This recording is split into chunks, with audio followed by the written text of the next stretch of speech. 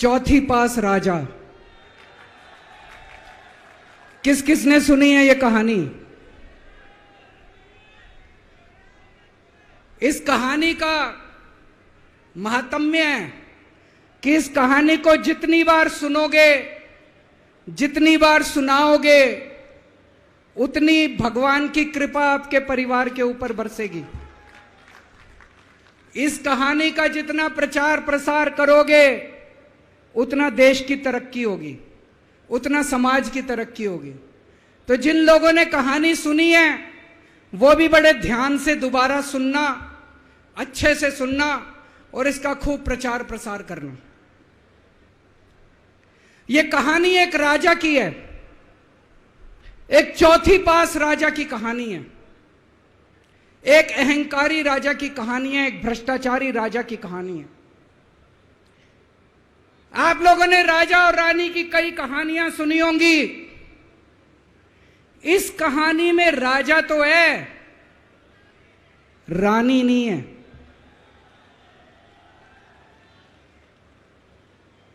तो एक महान देश था, कई हजार साल पुराना देश।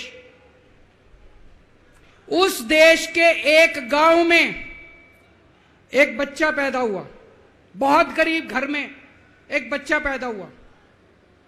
तो जैसे गांव के अंदर बच्चा पैदा होने पे ज्योतिषी आते हैं, ज्योतिषी आके बच्चे का भविष्य बताते हैं, ऐसे गांव का ज्योतिषी आया।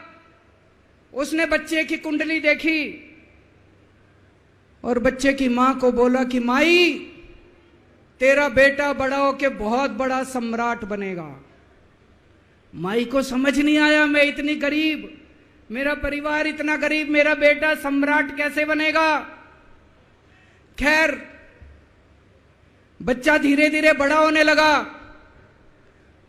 गांव के सरकारी स्कूल में उसका एडमिशन करा दिया। उसका पढ़ने लिखने में मन नहीं लगता था। पढ़ते पढ़ते, क्लास करते करते चौथी में आके उसने नाम कटवा लिया। उसका पढ़ाई लिखाई में मन नहीं लगता था। बगल में, गांव के बगल में एक रेलवे स्टेशन था। घर में बहुत गरीबी थी। वो बच्चा वहां स्टेशन पे जाके चाय बेचने लगा।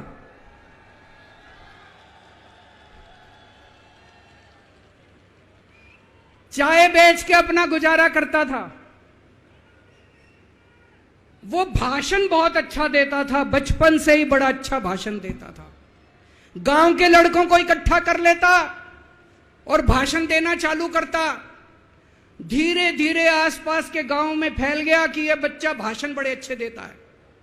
आसपास के लड़के भी इकट्ठे हो गए और जो मर्जी टॉपिक हो भाषण देना चालू कर देता था और रुकता ही नहीं था, घंटों घंटों तक भाषण देता रहता था। बच्चा बड़ा हुआ। ज्योतिषी ने कहा था बड़ा होके बच्चा उस महान देश का सम्राट बन गया। लेकिन राजा तो अनपढ़ था, उसे तो कुछ आता नहीं था। अफसर आते, उस अनपढ़ राजा से जहां मर्जी साइन करा लेते, जहां मर्जी जो मर्जी साइन करा लेते। वो राजा अनपढ़ था, उसे लगता था मैं अगर अफसरों से पूछूंगा तो मेरी कमजोरी सबके सामने प्रकट हो जाएगी। अफसरों को लगेगा मेरे को कुछ आता नहीं है। अफसर जो मर्जी लेके आते थे वहां साइन कर देता था। वो धीरे धीरे पूरे देश के अंदर फैल गया कि राजा अनपढ़ है, राजा अनपढ़ है। राजा को बड़ा बुरा लगने लगा। तो राजा ने कहीं से एक फर्जी डिग्री का जुगाड़ कर लिया। एक फर्जी डिग्री का जुगाड़ कर लिया, एमए की डिग्री का। और राजा बोला मैं एमए हूं। पर सच्चाई तो पूरे देश को पता थी, राजा तो अनपढ़ था। धीरे धीरे राजा अहंकारी भी होता गया। अहंकारी राजा और ऊपर से अनपढ़। जो मर्जी उस राजा के पास जाता और राजा से कुछ भी पास करा के ले आता। एक बार कुछ लोग गए, राजा को बोले जी नोटबंदी कर दो, नोटबंदी करने से भ्रष्टाचार खत्म हो जाएगा, आतंकवाद खत्म हो जाएगा।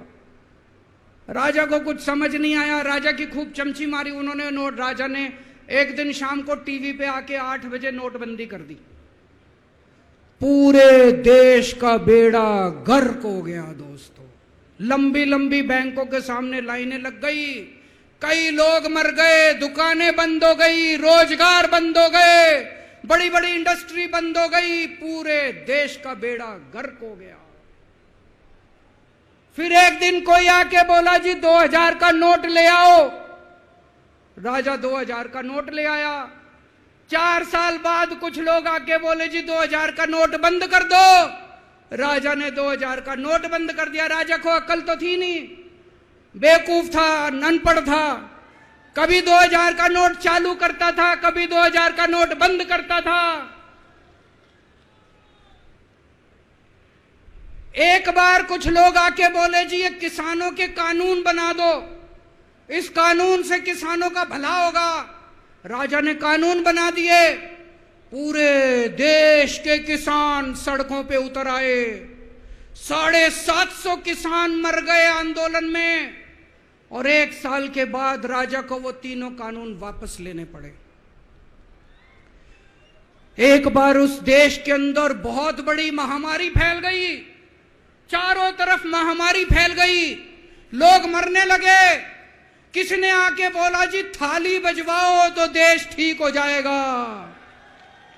तो राजा ने पूरे देश में थाली और चम्मच बजवा दिए। महामारी तो नहीं बची, महामारी तो फैली रही। किसी ने आके कहा जी डॉक्टरों की जरूरत पड़ेगी, दवाइयों की जरूरत पड़ेगी, इंजेक्शन की जरूरत पड़ेगी, तब महामारी रुकेगी। राजा अपने दोस्तों का बड़ा ख्याल रखता था। उसके दोस्त थे। एक दोस्त ने 10,000 करोड़ रुपए चोरी कर लिए, राजा ने उसको देश से भगा दिया। दूसरे दोस्त ने 20,000 करोड़ चोरी कर लिए, राजा ने उसको भी देश से भगा दिया। पर एक दोस्त ऐसा था जिससे राजा की ज्यादा ही दोस्ती थी। कौन था? उसको उन्होंने सारे एयरपोर्ट बेच दिए, सारे जहाज बेच दिए, सारे सी पोर्ट बेच दिए, उन्होंने आसमान बेच दिया, जमीन बेच दी राजा ने, खदानें बेच दी। उस दोस्त पे राजा मेहरबान था। राजा का एक और दोस्त था। वो दोस्त इतना गंदा था कि उसने कुछ अंतर्राष्ट्रीय खिलाड़ी महिलाओं के साथ बदतमीजी करी, लेकिन राजा ने दोस्ती नहीं छोड़ी।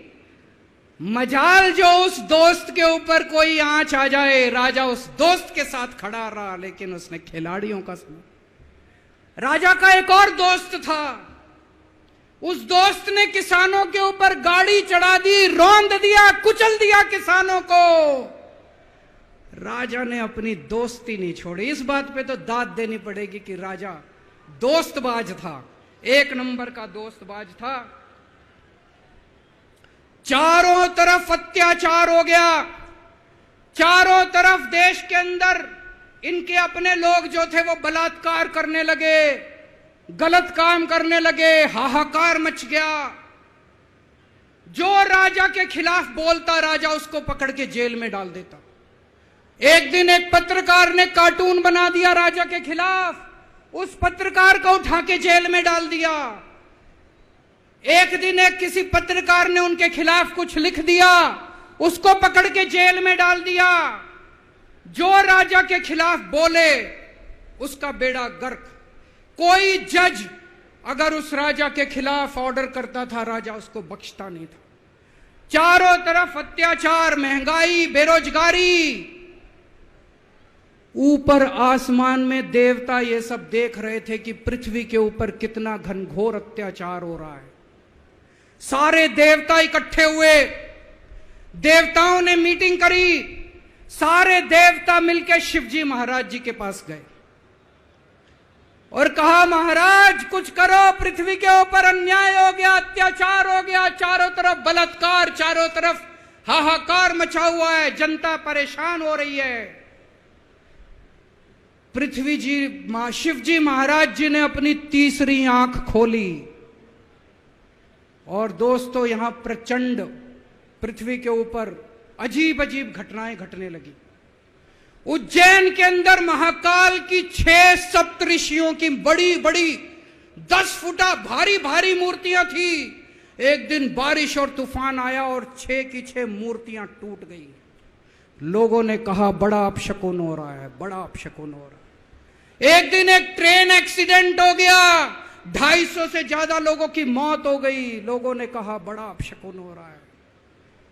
और एक दिन घनघोर बारिश आई, तूफान आया, ऊपर से आकाशवाणी हुई, सारे देश की जनता को भगवान ने कहा कि आप महान देश के लोग हो, क्या कर रहे हो, उठो, खड़े हो जाओ और इस अहंकारी राजा के खिलाफ सब लोग मिलकर आवाज उठाओ। भगवान आपके साथ है। और उसके बाद दोस्तों सोई हुई जनता जाग गई और 1 साल के अंदर उस अहंकारी राजा का राजपाट जनता ने उखाड़ के फेंक दिया। और उसके बाद वो महान देश दिन दूनी रात चौगुनी प्रगति करने लगा। ये कहानी बड़ी पवित्र कहानी है। इस कहानी को सुनने से और सुनाने से परिवार का, समाज का और देश का बहुत भला होता है। इसे ज्यादा से ज्यादा शेयर कीजिए, ज्यादा से ज्यादा लोगों तक पहुंचाइए ताकि ज्यादा से ज्यादा लोग इसे सुन सकें, इसे समझ सकें।